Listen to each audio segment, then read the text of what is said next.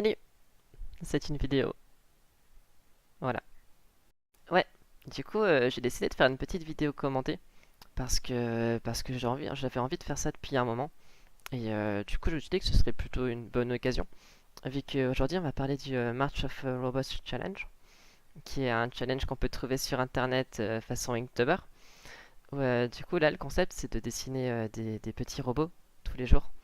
Il y a une liste ici de thèmes que j'ai décidé de suivre, du coup. Et ça tombe plutôt bien parce qu'en fait, j'adore les robots. Si vous aviez pas encore remarqué, le steampunk et tout ça, c'est ma passion. Voilà. Du coup, je suis plutôt contente d'être tombée sur ce challenge.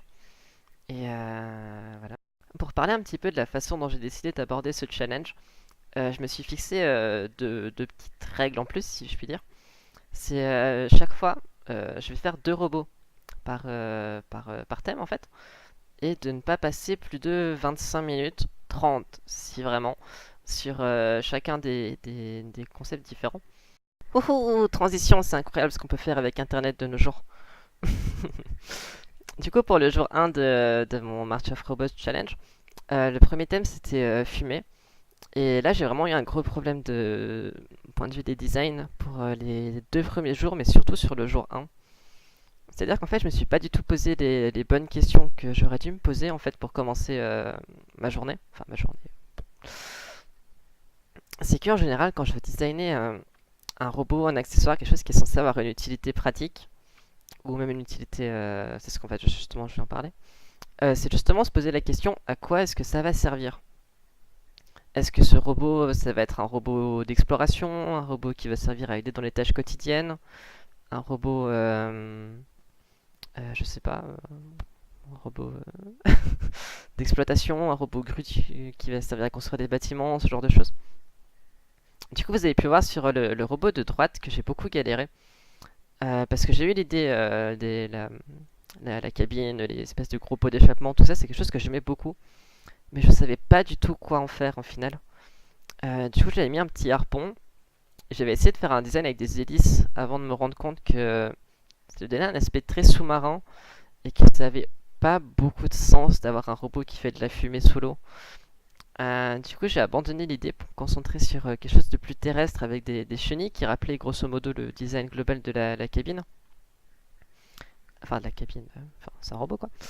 C'est-à-dire un truc rond avec des formes enfin, avec des lignes fortes tout de même. Et du coup, c'est comme ça que je suis arrivé sur les chenilles. Et je me suis dit pourquoi pas un lance-flamme. Quitte à faire de la fumée, autant en profiter quoi. Et du coup, pour le premier robot, j'ai décidé de transformer mon idée de chaudière que j'avais eu dès le départ. En fait, c'est ça qui m'a beaucoup bloqué. Je voulais faire une chaudière avec une petite tête, une espèce de robot mignon.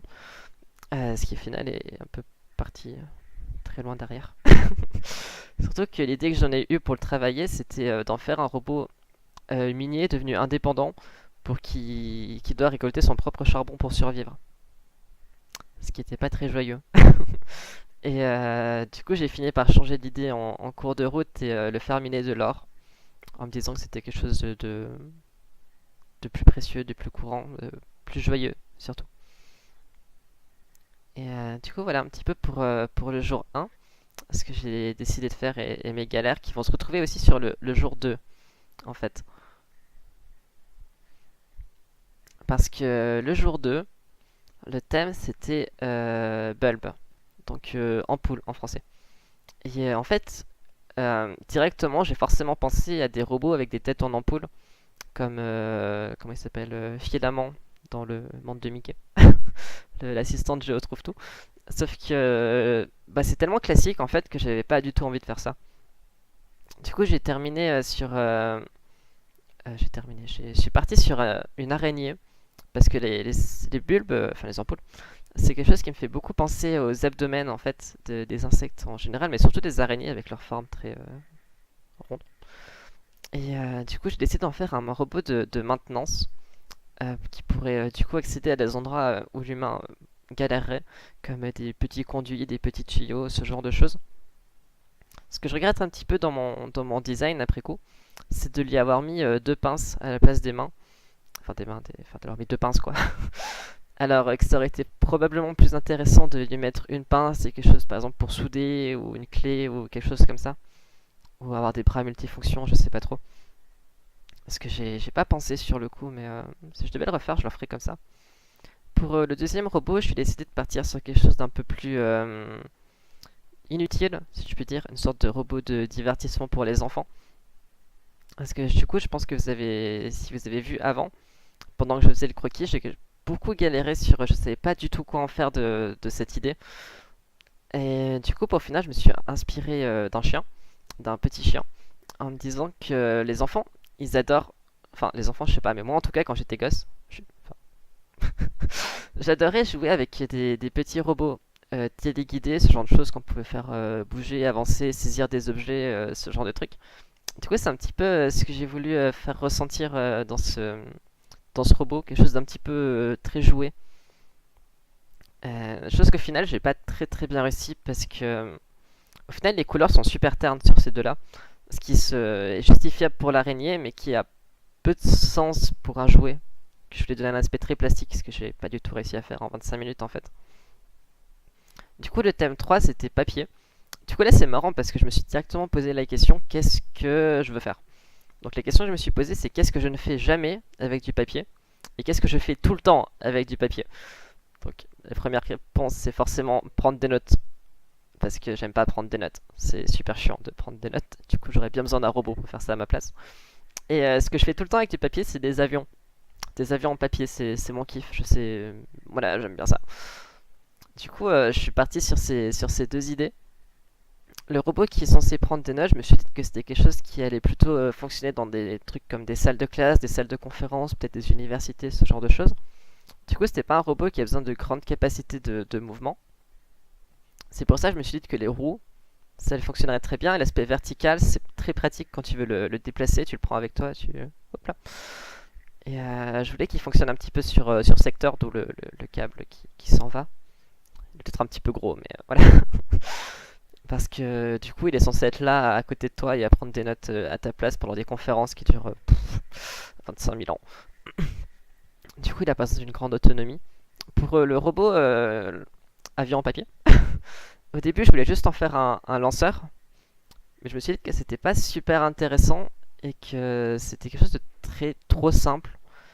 Du coup, je lui ai vite rajouté des petits bras pour qu'il puisse lui-même plier ses avions, comme ça il pourra lui-même ressentir la joie de créer des avions en papier. Voilà, je pense à mes petits robots. Le jour 4, c'était sur le thème des boîtes. Du coup, ça va être le thème de la flemmardise. Parce que mon premier robot, c'est un drone qui porte des caisses. Parce que c'est super chiant de porter des trucs, tout le monde le sait, personne n'aime porter des trucs. Et le deuxième robot, c'est un truc encore plus inutile. Je me suis dit, tout bêtement, une caisse, c'est cool.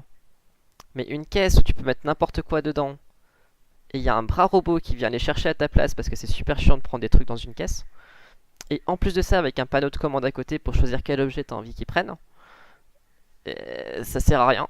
Mais quand t'as la flemme, donc le panneau de commande il est juste à côté, il est accroché à la boîte. Du coup, c'est vraiment le robot de l'inutilité la plus totale. C'est certainement plus rapide de directement pick up l'objet toi-même, mais, euh, mais voilà, que serait la robotique sans une pointe d'inutilité? Pour le tout premier robot de ce jour, j'ai essayé de faire un drone qui porte des caisses. euh, Tout simplement parce que c'est ce qui m'avait le plus inspiré dès le départ et que c'est quelque chose de pratique qu'on retrouve de nos jours. Je me suis inspiré du design d'une sorte d'abeille ou de mouche, je sais pas trop. Et c'est quelque chose que j'aimais beaucoup. Du coup, je suis assez vite resté là-dessus. Pour le jour 5, le thème c'était drapeau. Donc mon tout premier robot, c'était un robot militaire. Je voulais qu'il soit un peu porte-étendard, par exemple d'une force de frappe, d'une armée terrestre. D'où l'idée que ce soit un tricycle en fait. Vu que les triangles, ce qu'ils pratiquent avec eux, c'est qu'en plus d'être des incroyables, même sur internet, c'est une forme qui est très dynamique, qui va tout droit. Donc pour un porte-étendard, je pense que c'est important d'être rapide, de la même façon qu'on montait des chevaux à l'époque.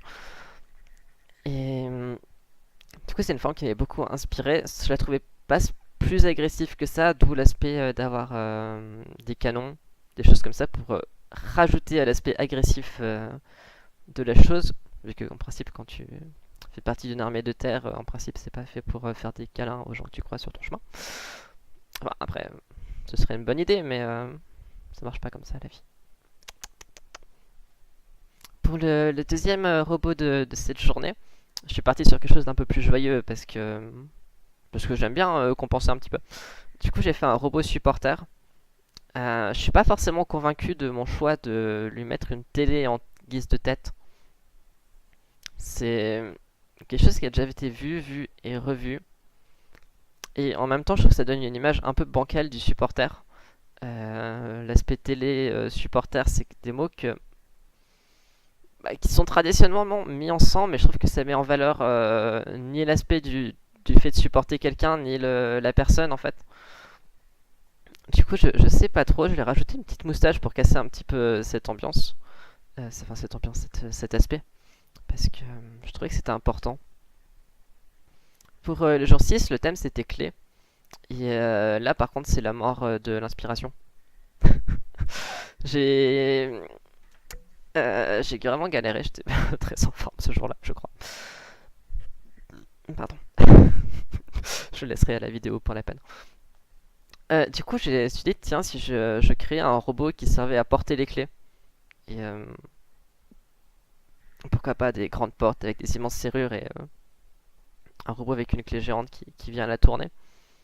Que voilà. Je suis pas très convaincu par ce design spécifiquement, mais l'idée d'un robot géant qui puisse planter une clé et la tourner, c'est quelque chose que j'aime bien et que je garderai peut-être.